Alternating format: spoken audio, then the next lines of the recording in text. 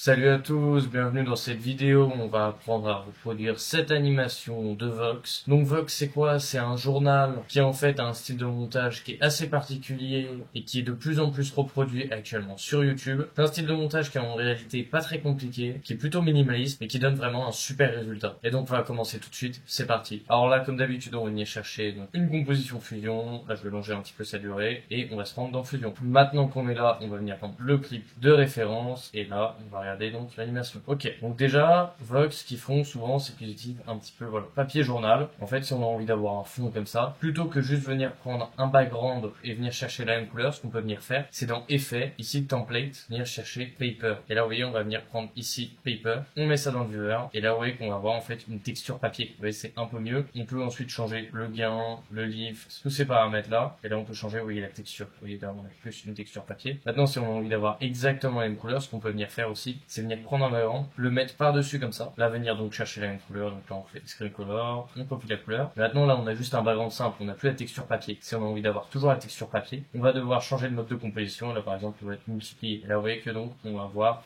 la texture papier plus la couleur de background. Ok, donc maintenant on va venir déjà créer tous nos éléments qui sont juste ici, et ensuite on fera les animations. Donc déjà on va venir créer les barres là, donc pour ça ce qu'on peut venir faire c'est tout simplement un background, un rectangle. Le rectangle ça va nous permettre de donner la forme, et donc là je vais venir, tac, vous voyez, baisser la hauteur à peu près comme ça, et là on peut se baser en fait sur ce qu'il y a juste là, tac, vous voyez sur le viewer là, baisser un petit peu la largeur, voilà, un truc comme ça, et maintenant on va augmenter un petit peu la largeur, augmenter un petit peu la hauteur aussi, voilà, quelque chose comme ça. Maintenant on va venir le mettre en haut, juste là, pourquoi? Parce qu'en fait on va pas s'embêter à en faire 1, 2, 3, 4, 5, on va juste venir chercher le nœud qui s'appelle duplicate, nombre de copies on va le mettre à 5, et ensuite on va venir tout simplement descendre, et comme ça, tac, vous voyez, on va avoir nos 5 barres, donc là on va faire quelque chose comme ça, et là le background on peut peut-être le pousser un petit peu dans le gris plutôt que de le mettre en noir, et on pousse un petit peu dans le gris. Ok, maintenant une fois qu'on a ça, on va venir écrire le titre, donc on va venir chercher juste un texte, venir pareil le mettre de la même couleur, donc là on peut juste enlever ça, zoomer, et là en fait click screen color, et on va écrire donc la même chose. Là au niveau de la police, ce qui peut être pas mal, vu que c'est un journal, on peut venir chercher le Times, généralement ça rend bien, là vous voyez le Times, on va venir prendre celui-là, c'est même possible en fait qu'ils aient utilisé cette police là, et c'est assez ressemblant, et là on va venir mettre ça en gras seulement, voilà. Tac, on vient placer ça ici, un petit peu sur le côté, voilà, et maintenant on va venir écrire le sous-texte juste là, on peut venir copier ce texte là, faire CTRL-C, CTRL-V, comme ça on a déjà la police, et là on va juste écrire la même chose, donc on va venir baisser sa taille, le placer au bon endroit, voilà, et là on va venir donc on va baisser son opacité, comme ça vous voyez il ressemble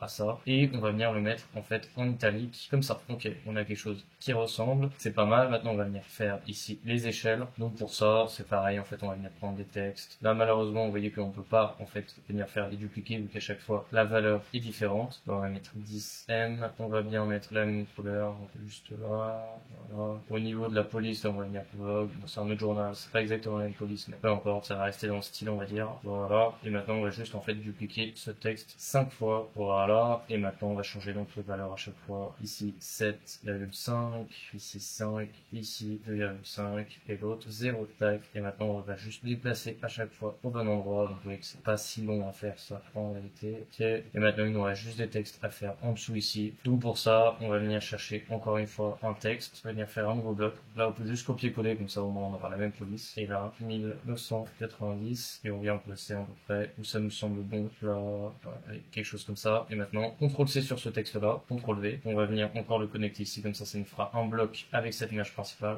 ici aussi, et là on va venir changer les valeurs, donc 95, et là on va venir mettre 2000. Maintenant, celui-là, on vient le placer un peu au milieu, ici, et celui-là, on vient le placer à droite. À quoi ça sert de faire des merges comme ça? C'est comme ça, vous voyez, quand je viens déplacer la merge, ça déplace tout le bloc, là, ici. Si j'ai envie d'ajuster un petit peu la taille, de mettre plus à droite, je peux faire ça, plus à gauche, je peux faire ça. Tout ça avec une seule merge, donc c'est ça l'avantage. Maintenant, on va venir passer donc aux animations, donc les animations, oui, c'est juste des blocs comme ça qui vont augmenter. Donc pour ça, un background, un rectangle, on vient là, on met ça dans le viewer, là on va venir mettre en rouge comme ça pour l'instant, on vient là, tac, et là on regarde à peu près la taille, on peut baisser la hauteur de celui-là, on va faire une taille qui va un petit peu au-dessus de 2,5, okay, on va dire quelque chose comme ça, là on zoome, et on vient placer ça ici, parfait. Maintenant c'est pareil, hein, on va faire CTRL-C, CTRL-V, vous voyez qu'il y a vraiment cette logique de bloc, en fait, qui va nous permettre de gagner du temps, on vient là, maintenant on vient déplacer ça là, on vient monter un petit peu, et là on augmente la hauteur, tac, donc là un petit peu plus de 2,5, ça me paraît pas mal, pareil, on zoome, on vient baisser, voilà, parfait, et maintenant encore une fois, CTRL-C, C, CTRL V, on connecte ça ici, et là, on vient monter ça juste là. Faites pas la même erreur que moi, faut bien placer ça au milieu du 95, pareil, là, au milieu du 90, sinon c'est pas logique. Tac, on le monte encore, et on augmente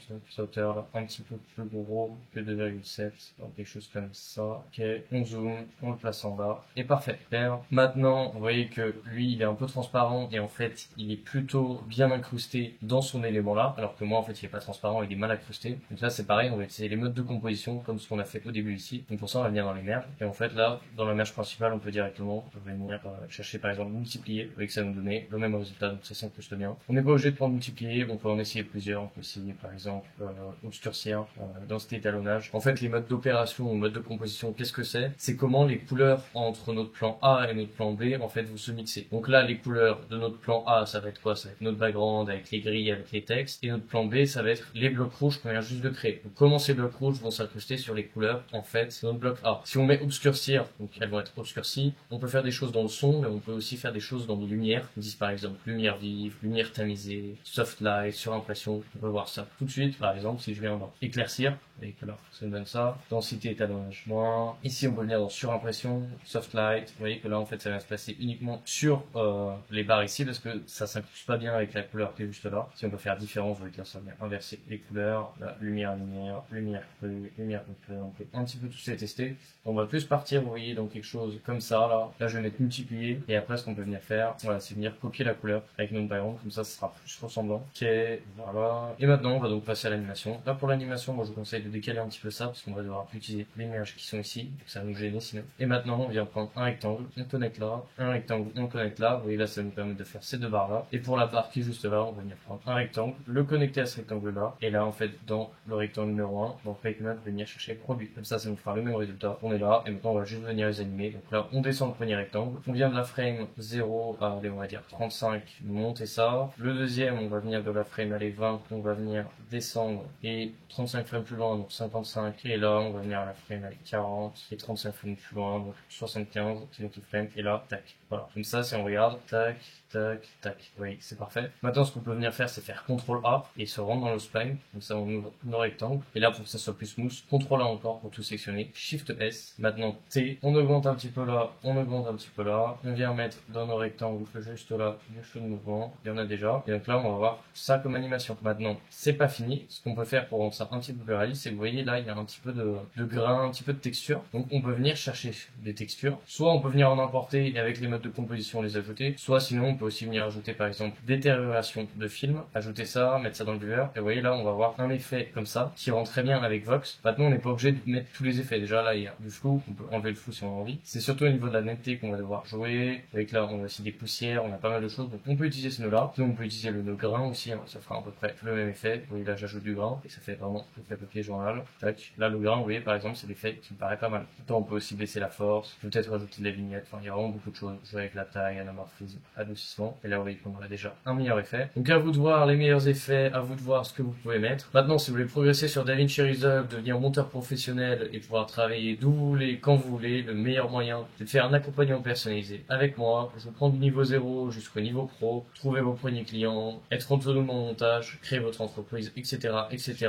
Si vous êtes intéressé pour devenir digital nomade, c'est aujourd'hui le meilleur moyen. Je vous aiderai aussi avec ce parcours. D'ailleurs, vous voyez que là, je suis dans un nouveau décor, c'est parce que je viens tout juste d'arriver à Kuala Lumpur. Je vous ferai sûrement un vlog sur tout ça. Maintenant, si vous voulez progresser, mais pas en accompagnement personnalisé, plutôt en groupe, c'est aussi possible. Dans la description, il y a un lien vers mon serveur Discord. À l'intérieur, il y a une vidéo qui va vous expliquer les différents retours de membres, comment fonctionnent les serveurs et les différents types d'abonnements. Je viens tout juste de sortir un abonnement à vie pour 200 €. Vous avez l'abonnement tout compris pour toujours. Donc voilà, les liens de l'accompagnement personnalisé et de mon Discord sont dans la description. Donc je vous dis à bientôt. À plus.